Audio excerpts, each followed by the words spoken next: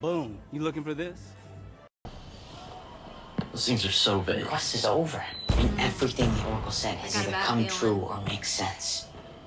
Has it? Bad feeling about this. You shall go west When and he face the god when in he his says turns. that. Ares. Okay. Yeah, this is getting sus. Find what was stolen and see it return. Not blue. Clearly the bulls.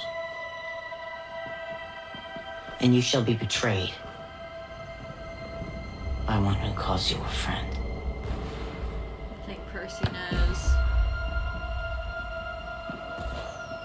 Well, the reason Clarice is still here is because you never said anything to Chiron about her. Did you? Oh, crap. You couldn't. Because you knew that Clarice didn't steal the bolt. You do. You did. You worked with Ares to plan it on me. So when the shoes you gave me pulled me down into Tartarus, the bolt would be delivered back to Kronos.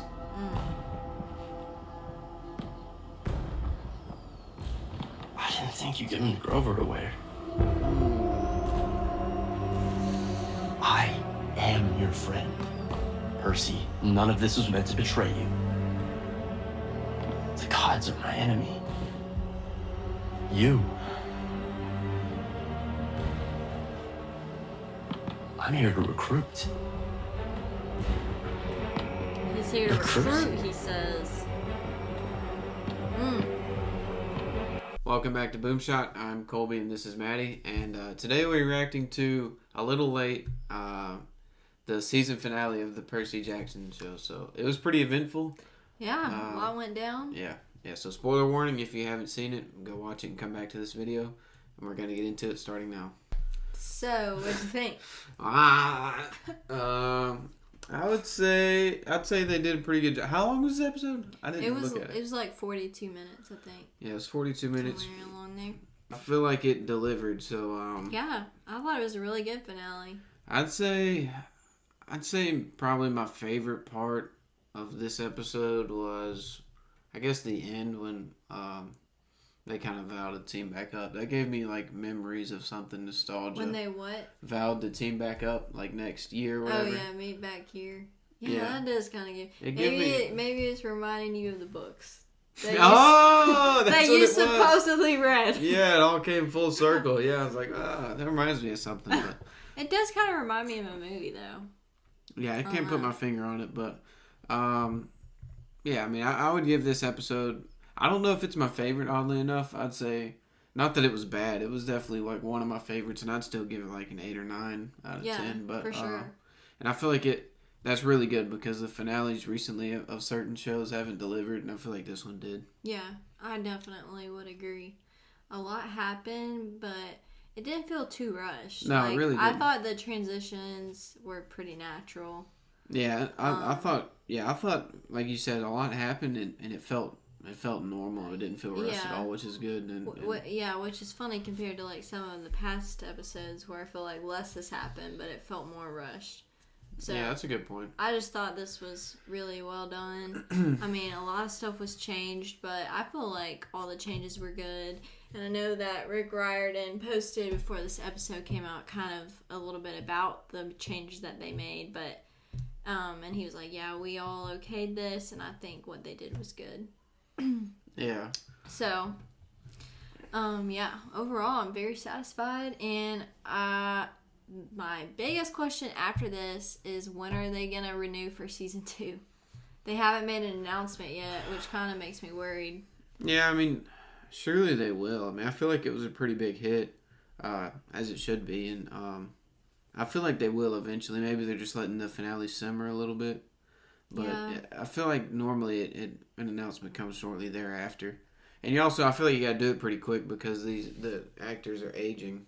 Right, that's Actors and exactly actresses. what my thoughts were. Like, at one point, I was like, have they already started filming for season 2?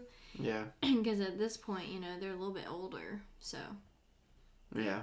I think also one of my favorite scenes is at the end when Percy's in a dream and you don't know it at first. Oh, yeah, and his mom's like, dream's over now, or wake up. Yeah. And then Kronos comes from the darkness. Yeah, that kind of scared the crap out of me. Yeah. It wasn't quite as scary as the driving scene, but it was still pretty spooky. I was like, dang, and I guess that's who he was seeing in his other dreams. Yeah. And that kind of made me scared. I don't know. I just get these fears sometimes of like being by myself at night, and like that would literally be my worst fear. Like some shadowed figure walking up. Was that in the books? How that happened? And then he actually wakes up and his mom's there? No. Because there's a time skip in between that dream, and he'd been with his mom for a little while. Yeah, starting 7th grade. Yeah, and she was asking like what happened this time. And he said Grandpa, and she's like, don't say it. Yeah. Grandpa Kronos. But I think one of your favorite scenes, just based off your reaction while we watched it, was when he met his dad. Oh yeah, I thought that was really meaningful. It kind of added depth too, because that was different from the books, but it added depth, and I just really liked that. Yeah, I'd say my favorite exchange from that scene in particular is when he asked if his dad has dreams about mom. Oh yeah, that got me in my feels. Yeah, and like Poseidon started tearing up a little bit, and he was like, "You gotta go now." Yeah, he couldn't answer him. Yeah. Yeah, I it's like somewhat of a hot debate in the fandom, like about godly parents and everything, but I felt like in the books, like Poseidon kind of was always like present in Percy's life, but like from a distance, and I feel like this show kind of bridges the gap a little bit with what we've seen between Sally and Poseidon. Just kind of makes it like closer, like more in depth, closer, like Poseidon's closer to them than we think. So yeah. So what did you think of the Luke reveal? Do you think that followed the books pretty closely? Yeah. There was a point at which he said this is different, but I can't remember if it was at that moment or like when he was cutting the rift or whatever. I can't remember exactly when he said that.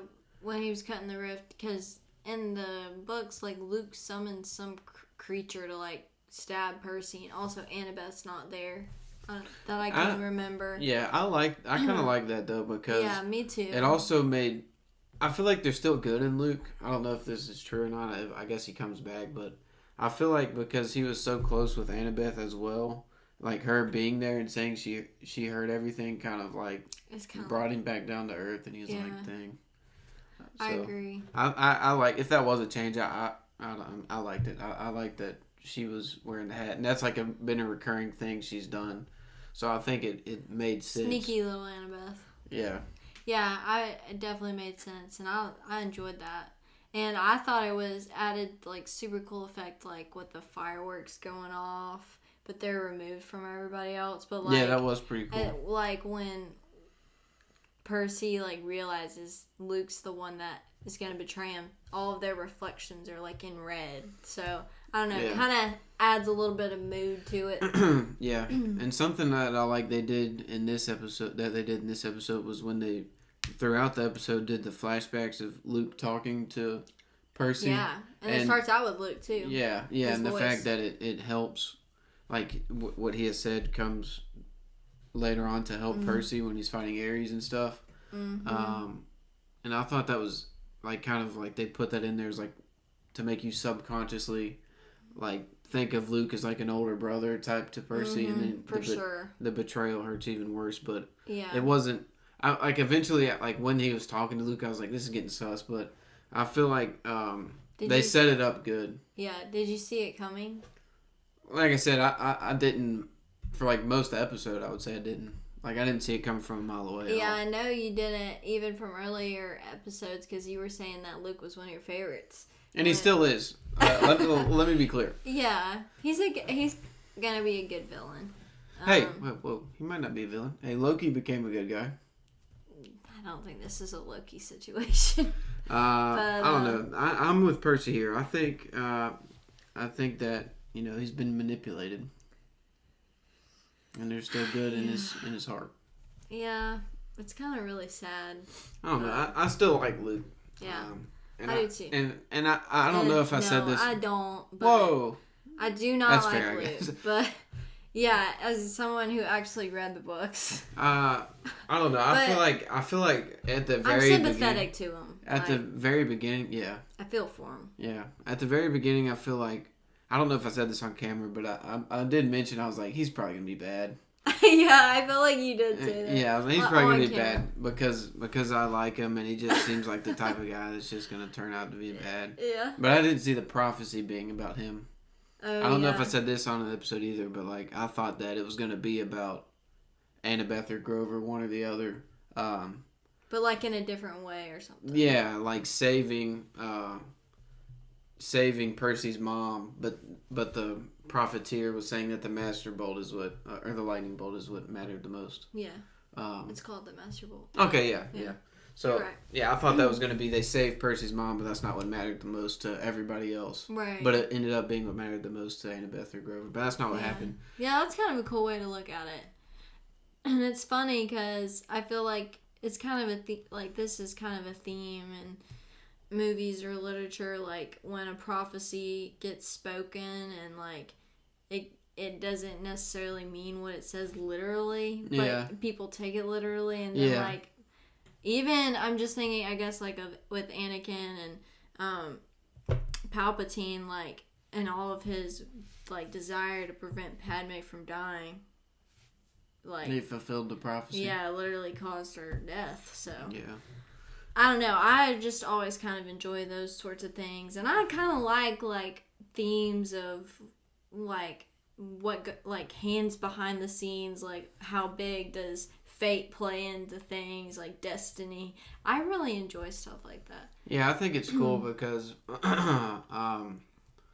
like, I feel like it makes you think about in universe, like, if there's a prophecy like this, like, do they really have control of their own destiny?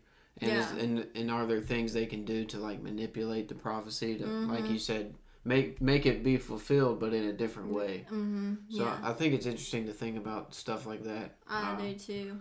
And that's what I think makes Percy such a lovable character, is that even though he knew that prophecy, he brought Grover along, even though he's his best friend, and he brought Annabeth, and they ended up becoming really good friends. So I don't know. I just think, and also like that. How prophecy, can you not like Percy? Yeah, and I think that prophecy at the end of the day, it wouldn't affect what he was doing, because the quest ended. He went anyways.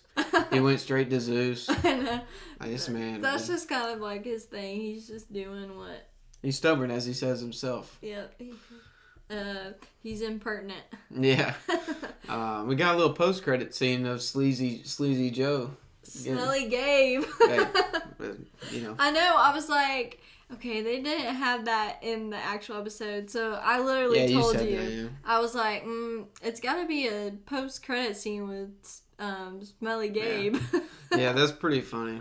That happened. Yeah. That kind of came full circle too. Yeah. They probably meant to get Percy back, and they got Smelly Gabe with it. Well, I don't know. I always kind of thought maybe like Poseidon sent it to Sally.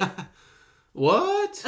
Because in the books, like Sally, like Percy has the head of Medusa, and it's kind of like, Mom, you can get rid of Gabe if you want to.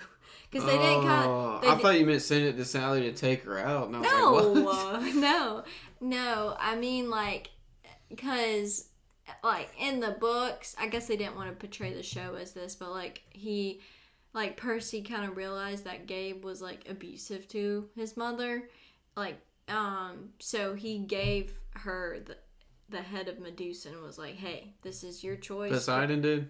No, Percy did. Oh, He got the head. And he got it from Poseidon? Or I guess just Olympus? Yeah, just Olympus. And was like, hey, Mom, here's this. You can do what you want with it. So I think she sold it as a statue, like a real still life statue of poker playing, and made money, and she went back to college. So. What? Yeah. Anyways, that. But I thought the way that they did it was fine. They probably didn't want to, like, get too dark with some stuff. Yeah, you know, and if that was going on, he deserved it. Turn him to stone every time. Yeah. And yeah, so I guess the other thing is, like, so what do you think about Zeus and his portrayal? Yeah, I feel like that. good. Yeah, I feel like the actor definitely embodied Zeus. He was like just very Little like booming intimidating. voice. Yeah. And just big stature. Yeah. And I feel like he definitely embodied Zeus. When Poseidon said, "I surrender," I was like, that was sick when he came in there and caught his arm. Yeah. But yeah, I'm just wanting to see like their true forms. That's kind of what I've been waiting to see. That's probably like my biggest. See that? Never. Not for a while. Would I like melt because I'm immortal through the TV? Yeah, we can through the TV.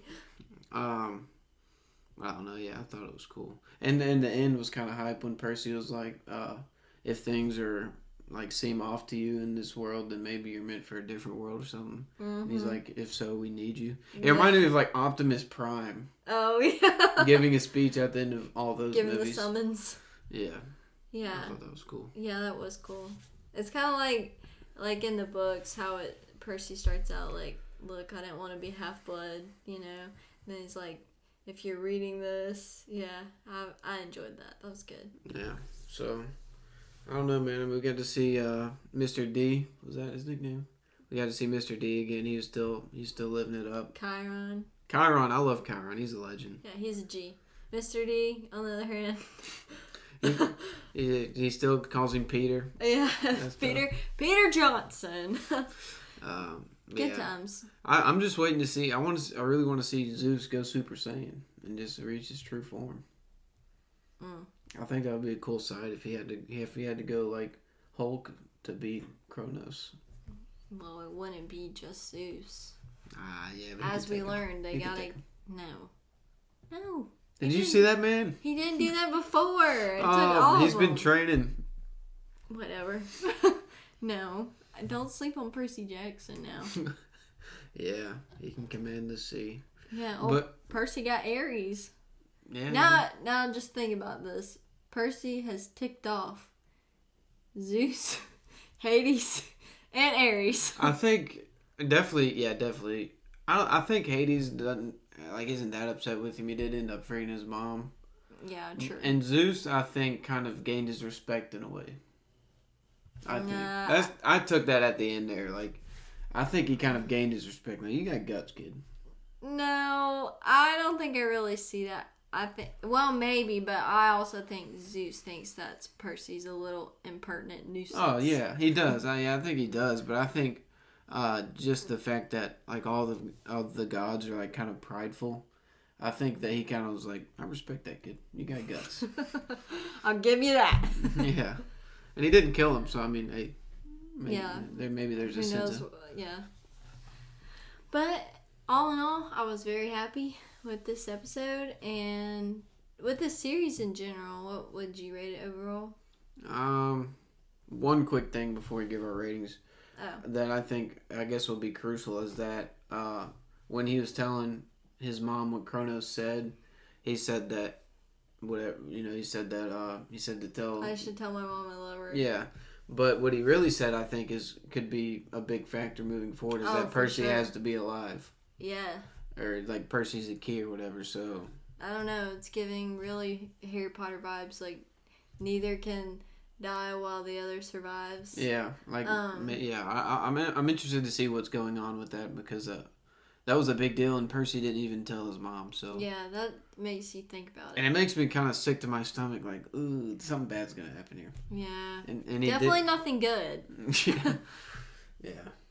But anyway, so for the series, I would give it, this episode, like I said, 8 or 9. Yeah. And the series, I'd probably give it like a 8.5. Oh, wow. Yeah, I was going to say 8.5. I would probably rate it higher if it was longer, but... Just like, you mean really as far as episode length or episodes? Yeah, episode length. Like, just...